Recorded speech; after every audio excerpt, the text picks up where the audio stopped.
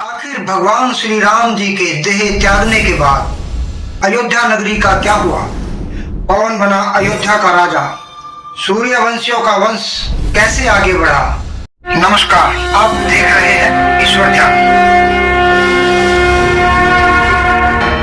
Video में आगे बढ़ने से पहले अगर आप हमारे चैनल पर नए हैं तो कृपया करके चैनल को सब्सक्राइब जरूर कर लें और नोटिफिकेशन बेल आइकॉन को जरूर दबा दें ताकि हमारी सभी वीडियो आपको सबसे पहले मिलती रहे। जब प्रभु श्री राम रावण का वध करने के बाद माता सीता और लक्ष्मण के साथ अयोध्या लौट आए तो अयोध्या राज्य के प्रजाजनों ने उनका बड़े उत्साह के साथ स्वागत किया। साथ ही भगवान राम का अयोध्या में राज्याभिषेक भी किया गया। 14 साल के वनवास के बाद श्री राम ने फिर से अयोध्या का कार्यभार संभाला, लेकिन राम और सीता के जीवन में एक तूफान और आना अभी बाकी था। माता सीता को अग्नि परीक्षा देने के बाद अभी एक और अग्नि परीक्षा देनी बाकी थी। रावण की कैद में रहने के बाद माता सीता ने अग्नि परीक्षा दी, लेकिन उसके बाद भी माता सीता पर प्रजाजनों द्वारा प्रश्न उठाए जाने लगे। आखिर भगवान श्री राम ने माता सीता का त्याग करना पड़ा। माता सीता वाल्मीकि आश्रम में रहने लगी। वहीं कुछ समय के बाद भगवान राम के 2 पुत्र हुए जिनका नाम लव और कुश था। लव और कुश का पालन पोषण और शिक्षा वाल्मीकि आश्रम में ही हुई। माता सीता ने अपने दोनों पुत्रों को धरती में समाधि लेते समय भगवान श्री राम को सौंप दिया था। अधिकांश लोगों को रामायण में प्रभु श्री राम जी की इन्हीं कथाओं के बारे में पता है। इसके अलावा महर्षि वाल्मीकि की रामायण में भी इन्हीं घटनाक्रमों का वर्णन किया गया है। इस घटनाक्रम से बहुत वर्षों तक श्री राम जी ने अयोध्या पर राज्य किया और राम राज्य की स्थापना की। प्रभु श्री राम जी के जल समाधि लेने के बाद अयोध्या नगरी सूर्यवंशियों और उनकी वंशावली के बारे में नहीं बताया गया।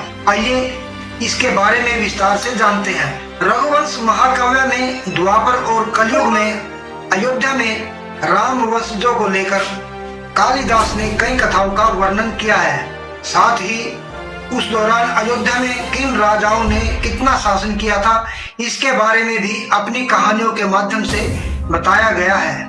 वहीं इस महाकाव्य में श्री राम जी के बाद आने वाले राम वंश के 24 राजाओं के बारे में भी जिक्र किया गया है। प्रभु श्री राम ने अपने जीवन काल में ही अपने पुत्र लव को श्रावती और कुश को कुशावती का राज्य सौंप दिया था। कौशल को राम की माता कौशल्या की जन्मभूमि माना जाता है। उस समय कौशल राज्य 2 भागों में विभाजित था, उत्तर कौशल और दक्षिण कौशल। श्रावती को श्रावस्ती माने तो निश्चय ही लव का राज्य उत्तर कौशल में था और कुश का राज्य दक्षिण कौशल में। कुश की राजधानी कुशावती जो आज के बिलासपुर जिले में है। रघुवंश काव्य के अनुसार कुश को अयोध्या जाने के लिए विंध्याचल पार करना पड़ता था। इससे सिद्ध हो जाता है कि उसका राज्य दक्षिण कौशल में ही था।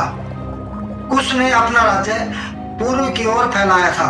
ऐतिहासिक तथ्यों के अनुसार लव ने लवपुरी नगर की स्थापना की जो वर्तमान में पाकिस्तान स्थित शहर लाहौर है।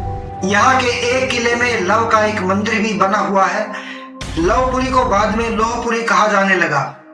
ऐसा माना जाता है कि लव के वंशज बाद में आकर गुजरात और राजस्थान के मेवाड़ में आकर बस गए, जहां इन्होंने सिसोदिया वंश की स्थापना की।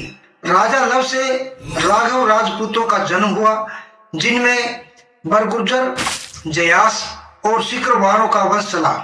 इसकी दूसरी शाखा थी सिसोदिया राजपूत वंश, जिनमें बैसला और गहलोत या गुहिल वंश के राजा हुए। शायद इसलिए उनका राज प्रतीक सूर्य है। श्री राम जी के तीनों भाइयों से 2-2 पुत्र थे। श्री राम जी शत्रुघ्न को पहले ही मथुरा का राज्य सौंप चुके थे। शत्रुघ्न ने अपने पुत्र सुबाहु को मथुरा का तथा दूसरे पुत्र शत्रुघाती को बेलसा जो आज की विदिशा में है शासन की बागडोर दी। भरत के पुत्र तक्ष को तक्षशिला का तथा पुष्कर को पुष्करावती जो आज का पेशावर है का राज्य दिया। लक्ष्मण के पुत्र अंगद को अंगदपुर और चंद्रकेतु को चंद्रावती जो हिमाचल प्रदेश में है का शासन सौंप दिया। भगवान राम के अपने भाइयों सहित वैकुंठ धाम सुधारने के साथ ही त्रेता युग का भी अंत हो गया। इसके बाद धरती पर द्वापर युग की शुरुआत हुई। रघुवंश महाकाव्य में कुश से जुड़ी एक कहानी का भी वर्णन किया गया है। कहानी के अनुसार एक समय की बात है, जब रात में कुश सो रहे थे, तभी उनके सपने में अयोध्या नगरी देवी के रूप में प्रकट हुई, जिन्होंने उनसे पुराने राज्य अयोध्या लौटने की बात कही। इसके बाद अगले दिन की सुबह कुश ने पिछले रात के स्वप्न के बारे में अपने गुरुजनों और मंत्रियों से चर्चा की, जिसमें सभी लोगों ने राजा कुश से अयोध्या में ही राज करने का सुझाव दिया। इसी बात को स्वीकार करते हुए कुश ने अपने कुशावती राज्य की सारी जिम्मेदारी वैदिक ब्राह्मणों को दे दी। इसके बाद वह अपनी सेना के साथ अयोध्या के लिए रवाना हो गए। अयोध्या पहुंचकर उन्होंने सिंहासन ग्रहण किया और राज्य का कार्यभार संभालना शुरू कर दिया। अपने सभी भाइयों में बड़े होने की वजह से अयोध्या की प्रजा ने उनका विरोध नहीं किया और उन्हें राजा के रूप में स्वीकार कर लिया। कुश का विवाह कुमुदवती नाम की एक नाग कन्या के साथ हुआ था, जिनसे उन्हें एक पुत्र भी हुआ, जिसका नाम अतिथि रखा गया। एक दिन राजा कुश इंद्रदेव की सहायता के लिए देवों और राक्षसों के युद्ध में गए हुए थे। वहां उन्होंने राक्षसों का अंत कर दिया, लेकिन इस युद्ध में आप भी वीर गति को प्राप्त हो गए थे। राजा कुश की मृत्यु के बाद अयोध्या की गद्दी पर उनके पुत्र अतिथि को राजा बनाया गया। निषेध देश के राजा की बेटी के साथ राजा अतिथि का विवाह हुआ। कुछ समय बाद उन्हें एक वीर पुत्र हुआ, जिसका नाम निषद रखा गया। राजा अतिथि की मृत्यु के बाद निषद अयोध्या के राजा बने। राजा निषद के शासन के बाद अयोध्या में कई राजाओं ने राजपाट संभाला।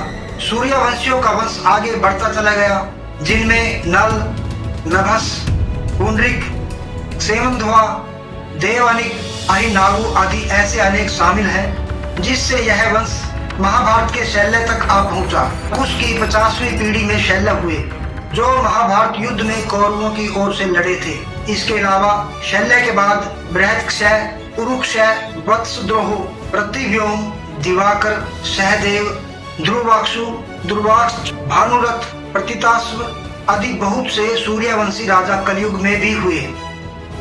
कुशवाहा, मौर्य, सैनी, शाक्य संप्रदाय की स्थापना मानी जाती है।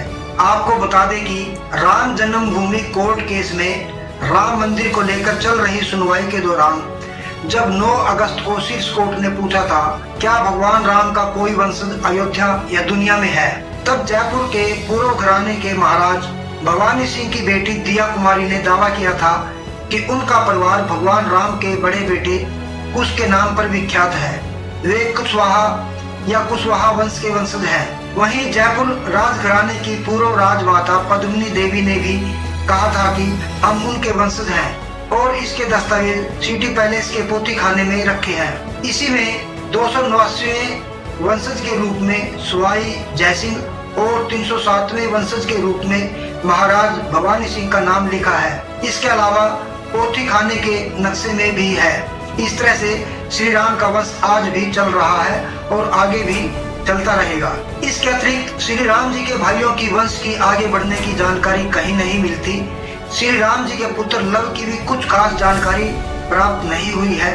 लगता है कि कुश से ही रघुवंशियों का वंश आगे बढ़ा है। यह जानकारी हमें इंटरनेट के माध्यम से और महाकवि कालिदास के महाकाव्य रघुवंशम से प्राप्त हुई है।